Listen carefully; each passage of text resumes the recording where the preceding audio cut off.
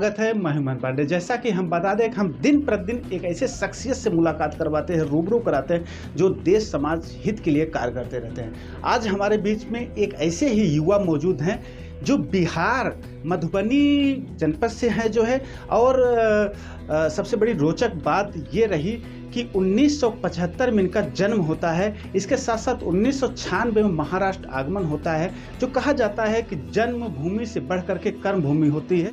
अगर कोई शख्स अपनी एक मजबूत कड़ी स्थापित करता है या नाम शान शोहरत यदि स्थापित करता है, जाएगा कि ये कर्म का लेखा जोखा है जो सीधा जो है आज प्रकट होता है। हमारे बीच में ऐसे ही एक शख्स मौजूद हैं, हम जानने की कोशिश करेंगे। सर्वप्रथम सर, आप अपना नाम बताइए और परिचय बताइए, और तमाम हमारे ऐसे दर्शक हैं जो जानना चाहेंगे और किस क्षेत्र से आप हैं। बहुत बहुत धन्यवाद आपको। मैं मधुबनी जिला के खजौली थाना अंतर्गत बाबूपाली गांव के निवासी हूं और मैं वहां से 96 में अपनी जीविका के लिए मैं बम्बई प्रवास पे आया। और यहाँ पे मेरा कोई जान पहचान नहीं था। मुंबई के फुटपाथ से ही मेरा संघर्ष रहा। कालवादेवी के फुटपाथ से ही मैंने उठा। स्टार्टिंग में मुझे कुछ जॉब नहीं मिल रहा था तो मैंने कुरियर कंपनी में काम की थी और वहीं से जर्नी मेरा चालू हुआ। धीरे धीरे मैंने LIC का एजेंसी ली और निरंतर मुझे यही कोशिश रहा कि अगर मैं कुछ बना हूँ तो अपने समाज को, अपने नीचे तबके के आदमी को मैं क्या हेल्प कर सकता हूँ। तो ये मेरा निरंतर यही रहा, जो मैं जिस लाइन में हूँ उस माध्यम से मैं लोगों को क्या हेल्प कर सकता हूँ। तो यही सेवा मेरा निरंतर अभी जारी है। हमारे बीच में जैसे कि आप लोग देख रहे हैं कि वर्तमान समय में जो झा साहब मौजूद हैं और लगातार हमारे साथ बने हुए हैं।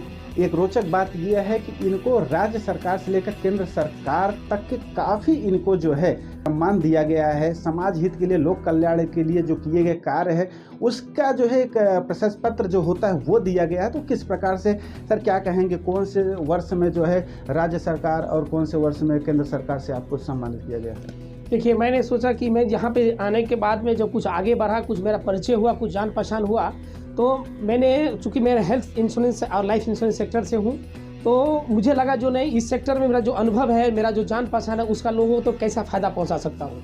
तो मैंने निरंतर हेल्थ के खास करके लिगामेंट हो, बाईपास सर्जरी हो, जो क्रिटिकल इलनेस बीमारी है जो गरीब आदमी जनरली नहीं कर पाते हैं, तो उसको अनेकों मैंने कम से कम 2000 से ऊपर आदमी को मैं हेल्प पहुंचाया हूं। उसी को देखते हुए कोविड के परिमाण में जो क्लेम था, एक क्लेम रिजेक्ट क्लेम हो रहा था, जो लोग पॉलिसी बाजार से लिए थे, अन्य किसी भी एजेंसी से लिए थे, उनको हेल्प नहीं मिल रहा था, तो वो उन्होंने 12 करोड़ मैंने क्लेम सेटलमेंट किया। तो उसको देखते हुए राज्य सरकार और यहाँ के प्रशासन लोग को हमारे पर नज़र पड़ा और उन्होंने मेरे नॉमिनेट किए। तो अभी देखेंगे तो हमको भारत भूषण सम्मान राष्ट्रपति से मुझे मिला हुआ है। इसके बाद में महाराष्ट्र के राज्यपाल से भी हमको सम्मानित राजभवन में किया गया। यहाँ महाराष्ट्र के हेल्थ मिनिस्टर भी हमको हेल्थ सेक्टर में अच्छे योगदान के लिए हमको सम्मानित हमको हाल में ही किए हैं। तो बहुत सारे संस्था भी हमको बहुत सारे सम्मान किया। अच्छा लगता है जो सेक्टर में हमने कुछ काम किया तो उसका रिटर्निंग मुझे ये चीज़ हमको सम्मान मिला, मुझे भी बहुत अच्छा लग रहा है। देखा जाए सर तो जो है सम्मान पाने के पीछे कोई न कोई ऐसा हाथ होता है, ऐसा समय होता है, किसी न किसी का एक प्रकार से सहयोग होता है जो सारा श्रेय जाता है। तो किसको श्रेय देना चाहेंगे इस कामयाबी का? इस सबसे बड़ी कामयाबी का इसमें श्रेय हम अगर देना चाहेंगे तो यहाँ पे देखिए, हमारे लाइफ में 2 टर्निंग पॉइंट बहुत ज़बरदस्त हुआ। जो मैं इंश्योरेंस सेक्टर में जब आया तो उसमें श्रीधर पाथारे सर हैं, जो उस टाइम में ब्रांच मैनेजर थे। उनका मैं तहे दिल से मेरे शुक्रिया अदा करता हूं और बहुत दिल से मैं उनको मानता हूं। आप देखेंगे हमारा फोटो भी, हमारे हर टेबल पे उनका फोटो लगा रहता है। उनको मैं एक भगवान के तुल्य मानता हूं। दूसरा, इस क्षेत्र में यहाँ पे उन्हीं के राशि के हैं श्रीधर पाटिल जी। तो भिवंडी में उनका बहुत बड़ा मेरा सपोर्ट रहा, जिनके कारण से मैंने यहाँ तक भिवंडी में भी आने का मेरा सफल रहा और उनका बहुत बड़ा सपोर्ट है भिवंडी में भी। कालवादेवी से भिवंडी तक आने में बहुत बड़ा योगदान है श्रीधर पाटिल सर का और यहाँ के समाज का। काल्हेर समाज ने हमको अपना करके अपने बेटे जैसा हमको प्यार दिया और निरंतर हमको इस भिवंडी से प्यार मिलता है। इन कामयाबी पाने के लिए युवाओं के लिए मूल मंत्र क्या होना चाहिए? देखिए, युवाओं के हम यही बोलेंगे, देखिए अब देखिए, कभी भी देखिए, गरीब घर में जन्म लेना ये अभी आपके अधिकार बस में नहीं है।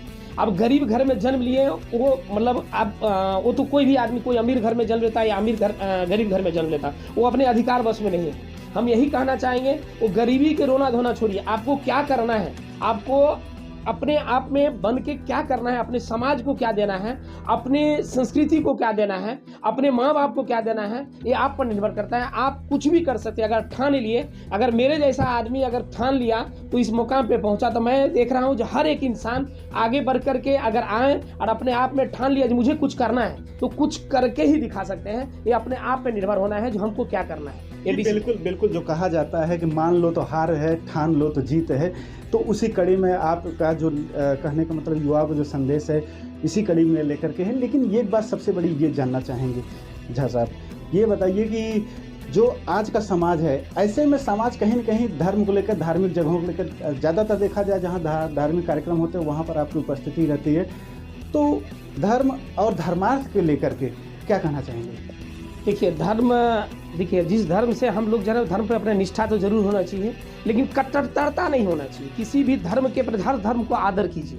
युवाओं को मैं ही बोलूँगा जो आप किसी भी धर्म को अनादर मत कीजिए। अपना धर्म है, अपना धर्म को भी मानिए, लेकिन किसी भी धर्म को जो है ना उसको नीचे दिखाने का कोशिश मत कीजिए। अगर आपको अच्छा स्वस्थ समाज को निर्माण करना है तो सबको लेके चलना पड़ेगा। युवाओं को यही बोलूँगा किसी भी नेता के बहकावे में आकर के कहीं पे आंदोलन मत कीजिए, किसी तोड़ फाड़ मत कीजिए। देखिए अगर आपको अपना कुछ करना है, अपने परिवार को, अपने समाज को आगे बढ़ाना है तो आपको कुछ आगे आना पड़ेगा। आपको किसी नेता या किसी ने आपको बहकावे में ला दिया उससे आपको आने। अभी हम रिसेंटली आपको एक घटना बता रहा हूँ। अभी मैं बुलडोना सिंध खेर राजा, वहाँ पे मैंने अभी 3 दिन के प्रोग्राम था। यहाँ पे डॉक्टर पठान सर ने एक प्रोग्राम रखा था। मैं वहाँ जाने के बाद मुझे लगा कि रियल एक हिंदुस्तान है।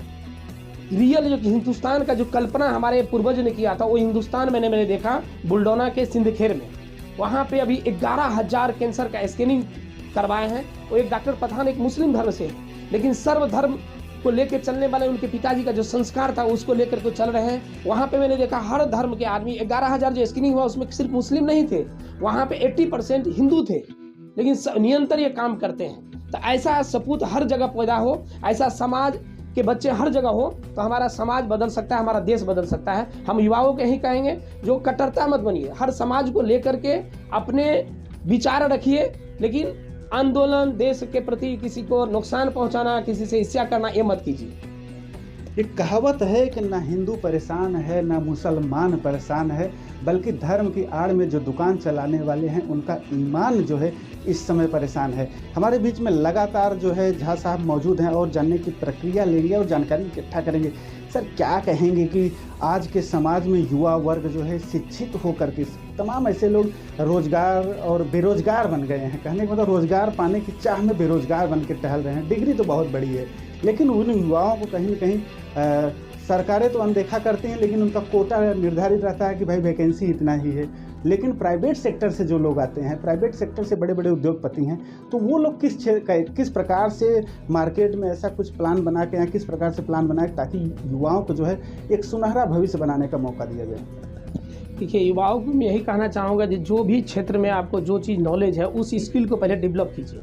आप यहाँ पे देख रहा हूँ कि बहुत सारे युवा हमारे दिल्ली, बम्बई में यहाँ पे जो आते हैं उन कोर्स कुछ किए हैं, पढ़ाई कुछ किए हैं, और किसी मतलब कोई अगर आगे बढ़ रहा है तो उस क्षेत्र में भाग जाते हैं। हम जनरली देख रहा हूँ कि किसी ने किराना का दुकान देख रहे हैं जो अच्छा चल रहा है तो उसके बगल में हम भी किराना का दुकान कर लेते हैं, हम भी अच्छा करें, हम कपड़ा का दुकान। तो ये भटकने वाला है। जो उसका अपना मेंड, आपका स्किल क्या कहता है, आपके अंदर में जो क्या क्वालिटी है उसको पहले डेवलप कीजिए। देखिए, ऐसा नहीं है जो जॉब नहीं है, बेरोजगारी है, ऐसी बात नहीं बेरोजगारी है इसका मतलब बेरोजगारी है तो उसको रोड करके हमको घर बैठ जाना है, वो नहीं है। अब घर में आप बैठ गए, बेरोजगारी रोना ढोना लेकर के आपको घर चलाने के लिए कोई सरकार या कोई आपको आजू बाजू वाला देने के लिए नहीं आएंगे, वो आपको ही करना पड़ेगा।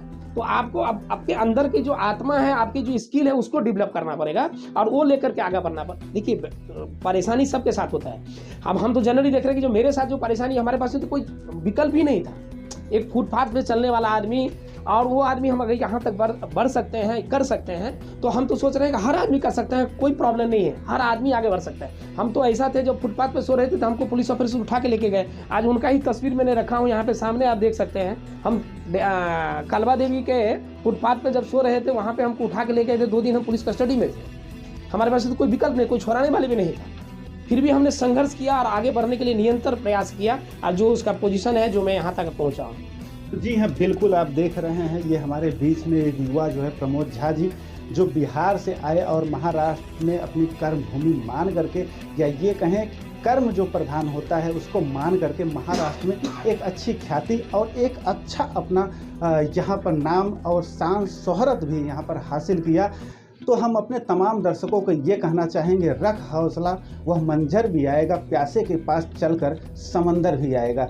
अगर आपके अंदर दृढ़ संकल्प और कुछ पाने की अगर चाहत है तो निश्चित तौर से उन युवाओं को जो है प्रमोद झा जैसा बनने का सुनहरा मौका ये महाराष्ट्र की धरती, या ये कहें कि आने वाला हमारा जो भारत जो है, जो इस समय हमारा भारतीय संस्कृत है, वो निश्चित तौर से आपको देगी। कैमरा पर्सन दिनेश के साथ महेंद्र पांडे, भिवंडी थाने।